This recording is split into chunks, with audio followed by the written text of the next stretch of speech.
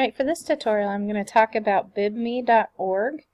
It's a bibliography creator or works cited page creator. I selected it. It's a great resource for when you cite sources, and the purpose I use this for, I've used it myself to help make sure that my bibliography is done correctly. And I encourage my students to use it because I find that if they have a tool like this to use, they're way more likely to actually do a works cited page. A lot of times, even if you tell them it's required, they don't always do it. So I think it adds value if they can just use a program that'll generate that for you. As I've mentioned, my intended audience for this was for myself, and some of my other grad classes I've used this, and then also for my students. ISTE standards would be Teacher 4.A and Teacher 4.C, making kids be more aware that they need to cite their sources is a big thing about why I use this. So when using this site, you can use whichever style or format you need. APA and MLA are real common. For my college courses, APA is what I've had to use, but in a lot of high schools, MLA is still what's used. So we're going to do an MLA.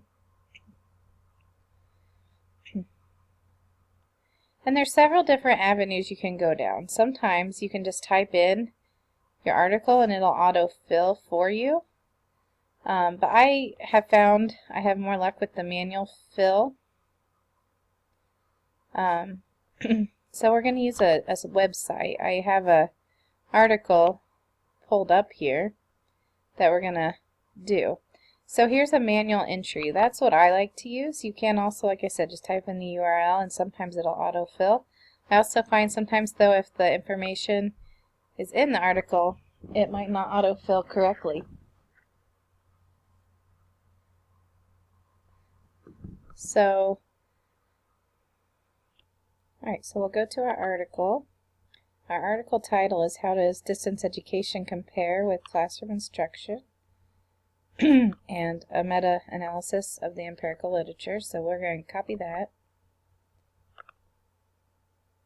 And then go back to our Bibme, and you can just paste it in. It's kind of handy that way. The author, you can list multiple authors, but we're just going to put one for time's sake, Robert Bernard. So go back to here, his name, Robert. For some reason it's slow. And his last name is Bernard. Okay, the website title is Review of Educational Research. I'll put that in here.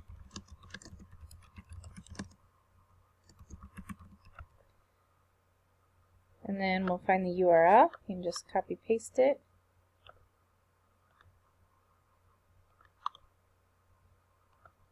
And I always display the URL in mine. When it was published, hopefully it'll say on here. Sometimes that one's hard to find on online resources. This is saying maybe 2015.